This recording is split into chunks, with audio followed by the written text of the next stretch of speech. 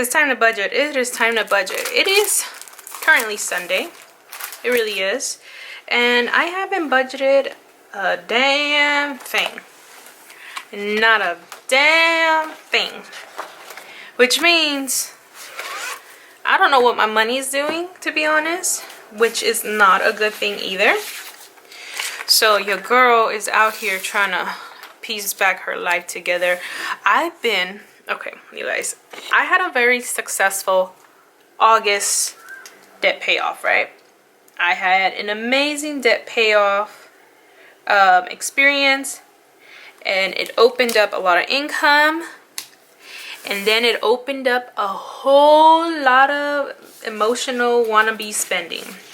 Well, not emotional spending because I haven't spent anything yet, but your girl is just like, I did very well, so why can't I just spend my money? So that's what's been happening. I've been, it's just a thing with debt payoff. You have such success, and then you have a hype, and then you come back and you're like, oh, I'm still not done.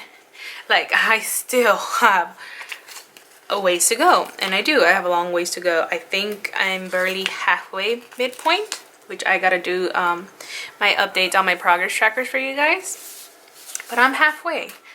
I'm not done. I'm just halfway, and I'm kind of irritated that it was not the end. So this paycheck kind of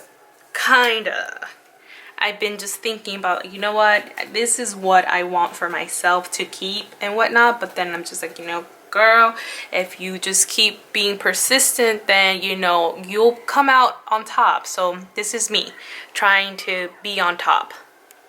So, yeah. So this is my full-time pay. This is the only paycheck I'm receiving within this period, and it came on the, what was it, the 13th? This paycheck I made $1,360.81, and I believe it's this low because I did take a sick day on Tuesday, and that is not paid with differential, that is paid with my base pay. So that's a thing. So that's how much I am having in my account. I do have a rollover from my August 31st paycheck, which I gotta come over here and figure out how much it was, because I do have where am I? So I have a $352.89 rollover. So $352.89. Now the reason why that is because I actually did not pull out my rent. I used that August 31st paycheck as just, an extra magic pay. So I had a lot of unbudgeted expenses, as you guys could see on my check-in. So that's where all the money got deducted. Like, if you guys ever wonder how is it that my unbudgeted expenses get, pulled, is because I left the rollover, the rent payment here. So this is the rollover that I'm actually going to be working with. It is going to tie into my debt payment, but I'm not going to do it just yet. I've been liking to wait at the end of the month to throw it all together in one solid shot, unless I'm being emotional, which is just what it is. I'm being an emotional mess sometimes, where I just I want to spend my money, and I'm like, I don't want to do what's good for me. And when times like this happen, I just literally listen to like Dave Ramsey's podcast, and I just listen to like the debt-free screams, or I just listen to him to like putting people in their place when they're being little kids. You want to do what feels good, not what you should do as an adult, and that's like something I need to get on board with. So I'm technically working with $1,713.70. That's what I'm basically working with, even though I know that this is my debt payment I'm supposed to be throwing at debt, but I'm not going to do it until the end of the month, just because I like throwing a big chunk, and just because I've been emotionally spending. As you can see here, like my week has been going unbudgeted again. I'm trying to, you know, keep that in my account just in case, you know, my emotions do get the best out of me, because like Dave says, a lot of the math is there. The math does, there is no, like, the math is there. The math makes sense. What doesn't make sense is your behavior.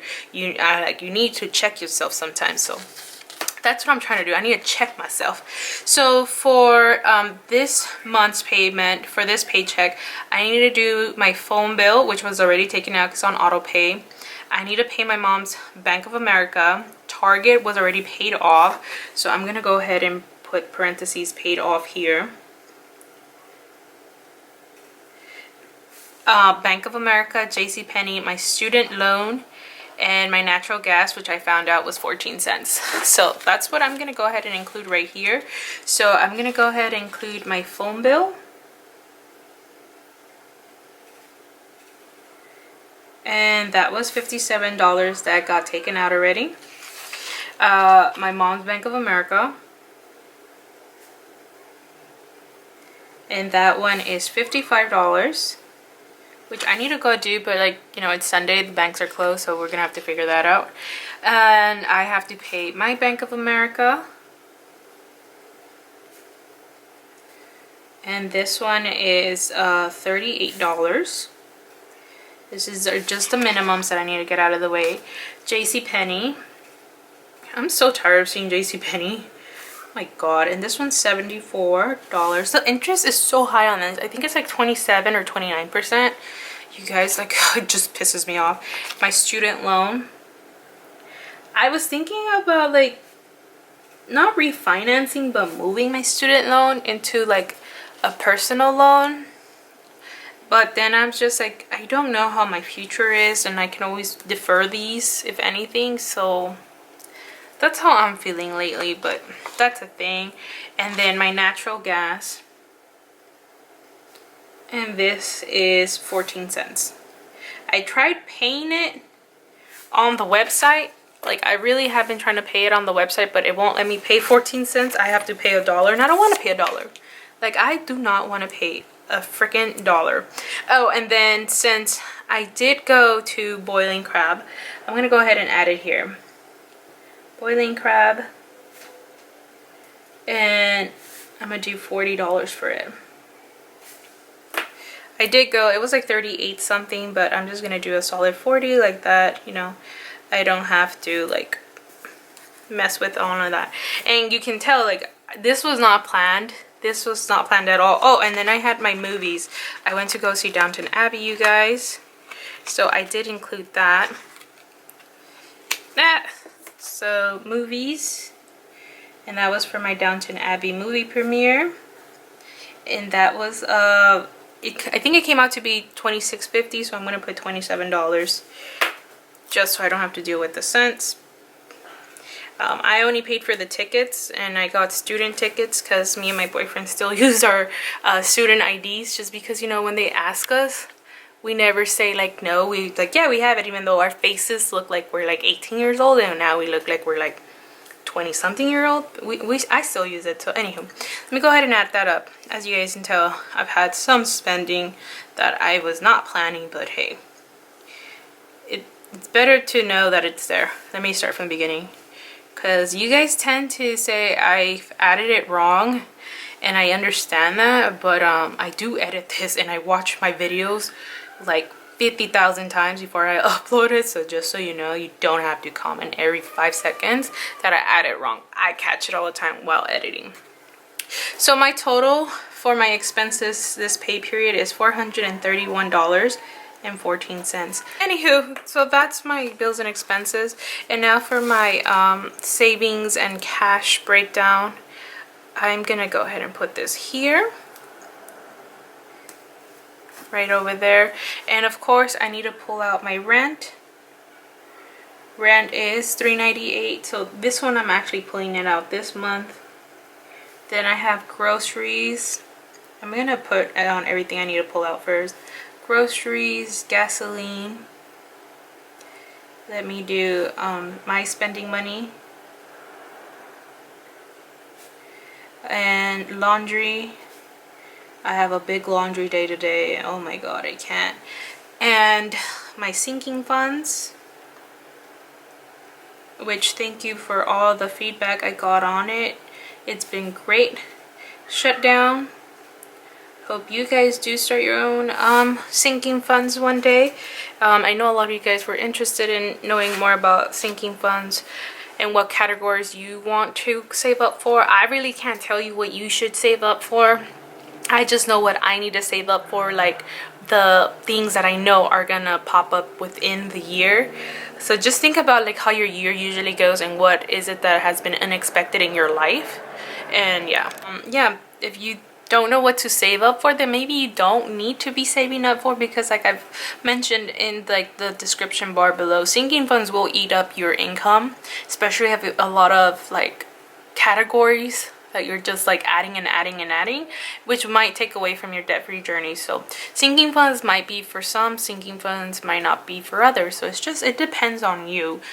But anyhow, my groceries are $80. My gasoline is $70. Spending is $30. Laundry is $10. Sinking funds is $60. And my shutdown is $63. So that's how that is.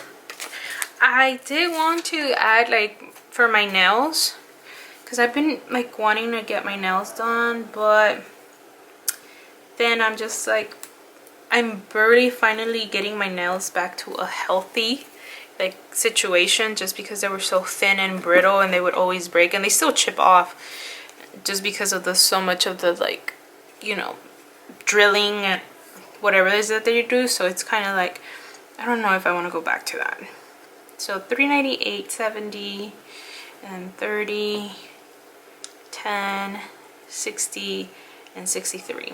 So I have a total cash expense of $711, which is great. So that's how my paycheck is starting to look like. It's not bad. It's not bad at all. So I'm just going to go ahead and break it down right over here, so you guys can see how is it that my money, my leftover is going to look like. Now, I'm not saying that this is going to be permanent, because, you know, I'm in an emotional roller coaster right now. I want to buy things. I really do. But then I'm like, I know that it's just a phase. But then I'm just like, baby Jesus, can I just spend all my money for once and then just think about debt payoff a different month? Oh man, you guys, I'm struggling right now. And then bills and expenses go here. This is $431.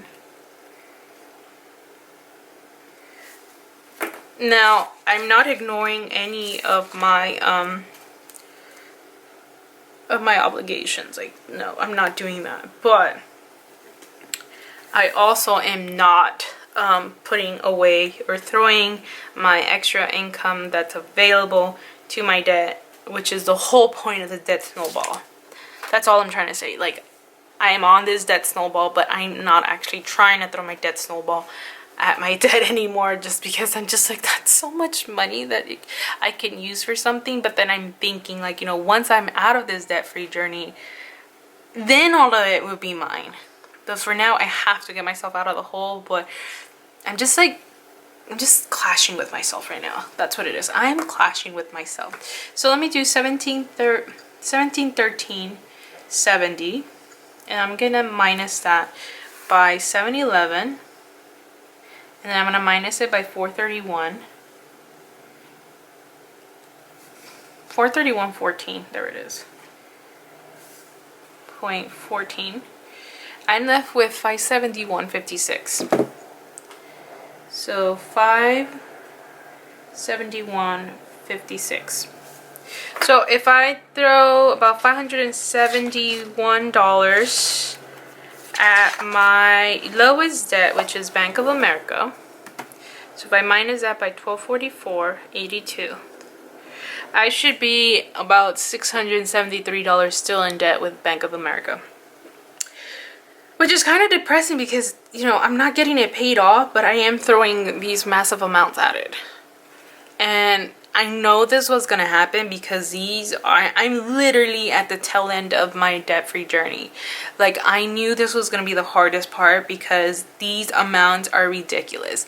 Like, I can't even imagine when I start hitting my personal loan. Like, that's $5,000, and then my student loan was $10,000. Like, it sucks. It really does. But I just need to stay motivated. I need to, you know, see things through. And if I throw $571 at it, that means I have only $600 to go, and who knows how much I'll have in my Paycheck 2 available. And then I have my variable income to throw at it. So I just gotta stay positive, and I hope you guys stay positive. And you guys see, you know, that I'm not always happy and enjoying paying debt off. There is a struggle to it. There is a very hard mental struggle to it. And there's a lot of behavior struggles with it. So I hope you guys enjoyed my paycheck breakdown. I know it's more like not as peppy as usual, but it is something I'm going through. And for you guys who always comment like, you make it so easy, your progress is so amazing, you're an inspiration, I do want you guys to see that there's a damn struggle behind this, and it's not always easy, because who wants to give away about $600 to one credit card and not have it paid off? Like, really? Anywho, thank you guys so much for watching. This has been my Paycheck 1 breakdown for September. I have one more to go, and then I'll have my variable income, and we'll see how much debt I can get out before the year ends. So yeah, bye.